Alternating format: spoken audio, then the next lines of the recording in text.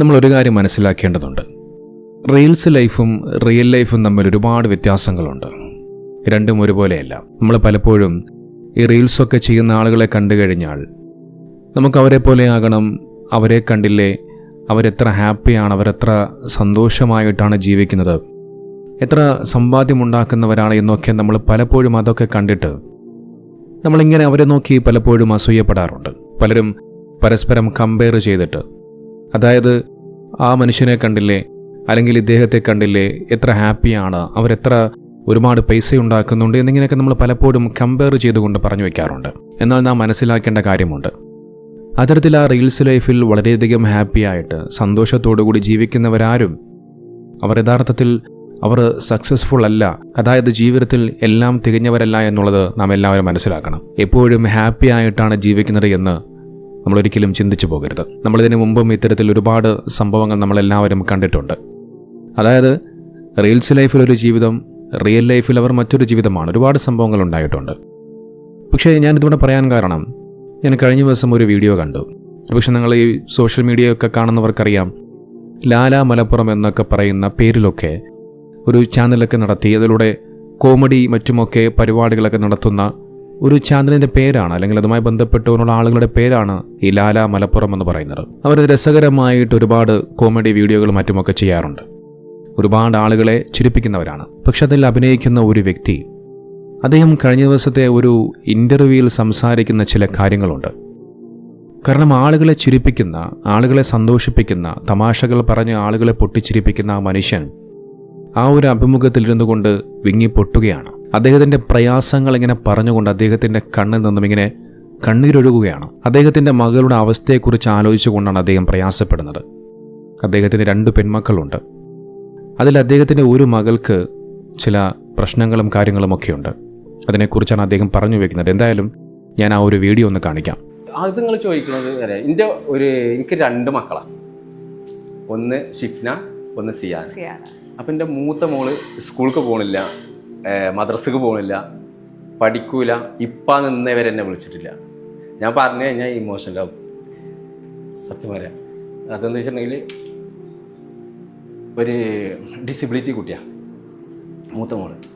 അപ്പോൾ ഇന്നവരെ എന്നെ എനിക്ക് ഇന്നത് വേണം അങ്ങനെ ഒരു സംഭവം എന്നോട് പറഞ്ഞിട്ടില്ല. സത്യം പറയാം. അത് പറയുമ്പോൾ നമുക്ക് കരച്ചിൽ വരും. തൻ്റെ മകൾ ഉപ്പ എന്ന് ഒരു വട്ടം വിളിച്ചാൽ മതിയെന്നാണ് ആ മനുഷ്യൻ ആഗ്രഹിക്കുന്നത്. ഒരുപക്ഷെ നമുക്കറിയാം, ഏതൊരു മാതാപിതാക്കളെ സംബന്ധിച്ചിടത്തോളം ആ മക്കൾ ഇങ്ങനെ ഉപ്പ അല്ലെങ്കിൽ ഉമ്മ എന്ന് വിളിക്കുമ്പോഴുണ്ടാകുന്ന ആ ഒരു സന്തോഷം അത് പറഞ്ഞറിയിക്കാൻ സാധിക്കില്ല. നമ്മൾ ഇങ്ങനെ കുറേ വീടുണ്ടാക്കി അല്ലെങ്കിൽ വേറെ എവിടെയെങ്കിലും എത്തിപ്പെട്ടു, അതിലും നല്ല വലിയ കാര്യം. എനിക്ക് ഒരു ദിവസം വീഡിയോയിൽ മാത്രമേ കണ്ടിട്ടുള്ളൂ. എൻ്റെ ഏറ്റവും വലിയ ആഗ്രഹം എന്താ നേരത്തെ ചോദിച്ചില്ലേ, അതിൻ്റെ മറുപടി ഞാൻ പറഞ്ഞു.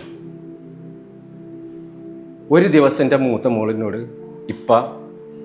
ഇപ്പാന്ന് വിളിച്ചാൽ മതി, ഇപ്പാന്ന് വിളിച്ചിട്ട് എനിക്ക് ഇന്ന സാധനം വേണം, ഒരു വട്ടം പറഞ്ഞാൽ മതി, ഒറ്റ വട്ടം പറഞ്ഞാൽ മതി, ഞാൻ വാങ്ങിക്കൊടുക്കും. നമുക്കിതിൽ അദ്ദേഹം പറഞ്ഞു വയ്ക്കുന്നൊരു കാര്യമുണ്ട്. നമ്മൾ എത്ര പണം ഉണ്ടാക്കി എന്നുള്ളതിലല്ല കാര്യം, എത്ര പണം ഉണ്ടാക്കിയിട്ടും കാര്യമില്ല. നമുക്ക് അദ്ദേഹം ഇത്രയധികം വലിയ സമ്പാദ്യം ഉണ്ടാക്കിയിട്ടും അദ്ദേഹത്തിൻ്റെ മകൾക്ക് അദ്ദേഹത്തിനൊരു സാധനം വാങ്ങിച്ചു കൊടുക്കാൻ സാധിക്കുന്നില്ല. അങ്ങനെ കൊടുക്കാൻ സാധിക്കുന്നില്ല എന്ന് പറയാൻ കാരണം, അദ്ദേഹത്തിൻ്റെ മകൾ ആവശ്യപ്പെടുന്നില്ല. ഉപ്പ എന്ന് വിളിച്ചുകൊണ്ട് ആവശ്യപ്പെട്ട് കഴിഞ്ഞാൽ അത് എന്താണെങ്കിലും ഞാൻ വാങ്ങിക്കൊടുക്കുമെന്ന് അദ്ദേഹം പറയുന്നുണ്ട്. അപ്പോൾ തന്നെ ആ മകളോടുള്ള സ്നേഹം നമുക്ക് മനസ്സിലാക്കാൻ സാധിക്കും. നിങ്ങളെ വിളിച്ചെടുത്തിട്ട് ഞാൻ കഴിപ്പിക്കുള്ളൂ. പക്ഷെ ലൈഫിൽ അങ്ങനെ ഞാനും ആത്മാർത്ഥമായിട്ട് ആഗ്രഹിക്കുകയാണ്. അല്ല, ഞാൻ പറഞ്ഞില്ല, എനിക്ക് അങ്ങനെ ഞാൻ അത് പൂർത്തിയാക്കിയിട്ടില്ല. എനിക്ക് അപ്പോൾ എനിക്ക് കരച്ചു വന്നിട്ടാ അത് വാങ്ങിക്കൊടുക്കാനുള്ള. ഇപ്പോൾ ഓള് വിചാരിച്ച എന്തെങ്കിലും സാധനമൊക്കെയാണെങ്കിൽ എനിക്ക് വാങ്ങിക്കൊടുക്കാനുള്ള ഒരു പൈസയും കാര്യങ്ങളും ഇപ്പം എൻ്റെ അടുത്തുണ്ട്, സത്യം പറയും. അപ്പോൾ ഇങ്ങനത്തെ ഇതിൻ്റെ ഇടയിൽ കൂടെ ഒക്കെയാണ് ഞാൻ ഈ ജനങ്ങളെ ചിരിപ്പിച്ചുകൊണ്ട് നടക്കുന്നത്. സത്യം പറഞ്ഞാൽ ചെറിയ മോള് പിന്നെ പ്രശ്നമൊന്നുമില്ല, ഓള് സ്കൂളിൽ പോകുന്നുണ്ട്, കാര്യങ്ങളാണ്, അയാൾ ഹാപ്പിയാണ്, നേരത്തെ നിങ്ങൾ കണ്ടില്ലേ. അപ്പോൾ ഓള് എൻജോയ് ചെയ്യുന്നുണ്ട് എല്ലാ കാര്യങ്ങളും. ഇവളെ കാര്യം മാത്രം ആലോചിച്ചിട്ട് എനിക്കൊരു സങ്കടമുള്ളൂ. കേട്ടില്ലേ, വളരെയധികം സങ്കടത്തോടു കൂടിയാണ് അദ്ദേഹം തൻ്റെ മകളുടെ അവസ്ഥയെക്കുറിച്ച് പറഞ്ഞു വയ്ക്കുന്നത്. നോക്കുക, ഇദ്ദേഹം ഏതാനും മാസങ്ങൾക്ക് മുമ്പാണ് വലിയൊരു വീടൊക്കെ നിർമ്മിച്ചത്. അതിൻ്റെ വീഡിയോകളൊക്കെ സോഷ്യൽ മീഡിയയിൽ കാണാനിടയായി. ഒരുപാട് കാശുണ്ടാക്കി വലിയ വീടുകളൊക്കെ വെച്ചു. പക്ഷെ അദ്ദേഹം ഇപ്പോഴും തൻ്റെ മകളുടെ കാര്യത്തിൽ വളരെയധികം പ്രയാസത്തിലാണ്. നോക്കി, ഇവിടെയാണ് നാം എല്ലാവരും ചിന്തിക്കേണ്ടത്. ഞാൻ നേരത്തെ പറഞ്ഞതുപോലെ വലിയ തമാശകളൊക്കെ പറഞ്ഞ ആളുകളെ പൊട്ടിച്ചിരിപ്പിക്കുന്ന ഒരു മനുഷ്യനാണ് ഇത്തരത്തിൽ ഇങ്ങനെ വിങ്ങിപ്പൊട്ടുന്നത്. നോക്കി, ഇത്തരത്തിൽ ആളുകളൊക്കെ ചിരിപ്പിച്ച് സന്തോഷിച്ച് തമാശയൊക്കെ പറഞ്ഞ് ഇങ്ങനെ ആളുകളെ വല്ലാതെ സന്തോഷിപ്പിക്കുന്ന ഒരു മനുഷ്യൻ്റെ അവസ്ഥയാണിത്. നോക്ക്, നമ്മൾ ചിന്തിക്കും എല്ലാവരെയും ചിരിപ്പിച്ചും തമാശ പറഞ്ഞുമൊക്കെ എല്ലാവരെയും സന്തോഷിപ്പിക്കുന്ന ആ മനുഷ്യൻ്റെ ജീവിതവും വളരെയധികം സന്തോഷം നിറഞ്ഞതായിരിക്കുമെന്നായിരിക്കും നാം ഒക്കെ ചിന്തിക്കുക. പക്ഷെ അങ്ങനെയല്ല. ഇതാണ് ഞാൻ തുടക്കത്തിൽ പറഞ്ഞത്, റീൽസ് ലൈഫും റിയൽ ലൈഫും തമ്മിൽ ഒരുപാട് വ്യത്യാസങ്ങളുണ്ട് എന്ന്. നോക്കൂ, ജീവിതത്തിൽ ഈ ഭൂമി ലോകത്ത് പ്രയാസങ്ങൾ അനുഭവിക്കാത്ത, ബുദ്ധിമുട്ടുകൾ അനുഭവിക്കാത്ത ആരും തന്നെ ഉണ്ടാവുകയില്ല. എല്ലാവർക്കും അവരവരുടേതായ പ്രയാസങ്ങളും ബുദ്ധിമുട്ടുകളുമുണ്ട്. ഈ ലോകത്ത് ആരും 100% സക്സസ് ആയിട്ട് ജീവിതത്തിൽ എല്ലാം കൊണ്ട് സന്തോഷം കൊണ്ട് ജീവിക്കുന്ന ഒരു മനുഷ്യനെയും കാണാൻ സാധിക്കില്ല. അപ്പോൾ നമ്മൾ ചിന്തിക്കും ഒരുപാട് കോടിക്കണക്കിന് സ്വത്തുക്കളുള്ള കോടീശ്വരന്മാരൊക്കെ ഹാപ്പിയാണല്ലോ എന്നൊക്കെയാണ്. ഒരിക്കലുമല്ല. പണമുണ്ടായാൽ മാത്രം ഒരു മനുഷ്യനൊരിക്കലും സന്തോഷവാനായിരിക്കുകയില്ല. മാനസികമായിട്ട് സന്തോഷമുണ്ടാകണം, സമാധാനമുണ്ടാകണം, മനസ്സമാധാനമുണ്ടാകണം. ഇല്ലെങ്കിൽ പിന്നെ ആ പണം കൊണ്ടിട്ട് യാതൊരുവിധ കാര്യവുമില്ല, യാതൊരുവിധ ഉപകാരവുമില്ല. പലപ്പോഴും നമ്മളൊക്കെ ചിന്തിക്കാറുണ്ട്, നമുക്ക് മാത്രമാണ് പ്രശ്നം, നമുക്ക് മാത്രമാണ് ഇങ്ങനൊരു അവസ്ഥ എന്നൊക്കെ പലപ്പോഴും പല ആളുകളും ചിന്തിക്കാറുണ്ട്. പക്ഷേ യാഥാർത്ഥ്യം അങ്ങനെയല്ല. നമ്മൾ മാത്രമല്ല, നമ്മളെപ്പോലെ ഒരുപാട് ആളുകൾ പ്രയാസപ്പെടുന്നുണ്ട്, ഒരുപാട് ആളുകൾ ബുദ്ധിമുട്ടുന്നുണ്ട്. നമുക്ക് അത്തരം അവസ്ഥകളെയൊക്കെ അതിജീവിക്കാനുള്ള ഏറ്റവും നല്ലൊരു മനോഹരമായ കാര്യങ്ങളായിരുന്നു നബി സല്ലല്ലാഹു അലൈഹി വസല്ലമ തങ്ങൾ ഈ ലോകത്തോട് പഠിപ്പിച്ചു വെച്ചത്.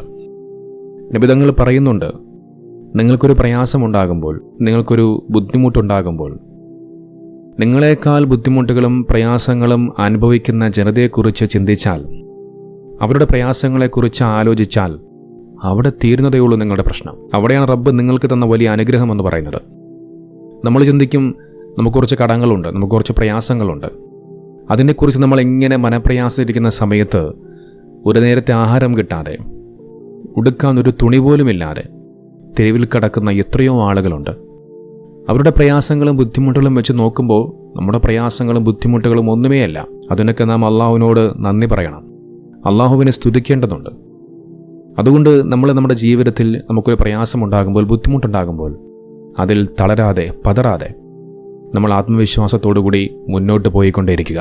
നമ്മുടെ ജീവിതം അത് മറ്റുള്ളവരുമായി കമ്പയർ ചെയ്യാതിരിക്കുക. തൻ്റെ മകളുടെ അവസ്ഥയെക്കുറിച്ച് ആ മനുഷ്യൻ്റെ പ്രയാസം അത് വല്ലാതെ എല്ലാവരെയും കണ്ണീരണിപ്പിക്കുന്ന കാഴ്ചയാണ്. അല്ലാഹു സുബ്ഹാനഹു വ തആല ആ മകൾക്ക് എന്തൊക്കെ പ്രയാസങ്ങളുണ്ടോ, എന്ത് ബുദ്ധിമുട്ടുകളുണ്ടോ, എല്ലാ പ്രയാസങ്ങളും ബുദ്ധിമുട്ടുകളും അള്ളാഹു മാറ്റിക്കൊടുക്കട്ടെ. എല്ലാ പ്രയാസങ്ങളും ബുദ്ധിമുട്ടുകളും മാറി അദ്ദേഹത്തെ ഉപ്പ എന്ന് വിളിക്കാൻ സാധിക്കട്ടെ എന്ന് നമുക്കെല്ലാവർക്കും ആത്മാർത്ഥമായി പ്രാർത്ഥിക്കാം.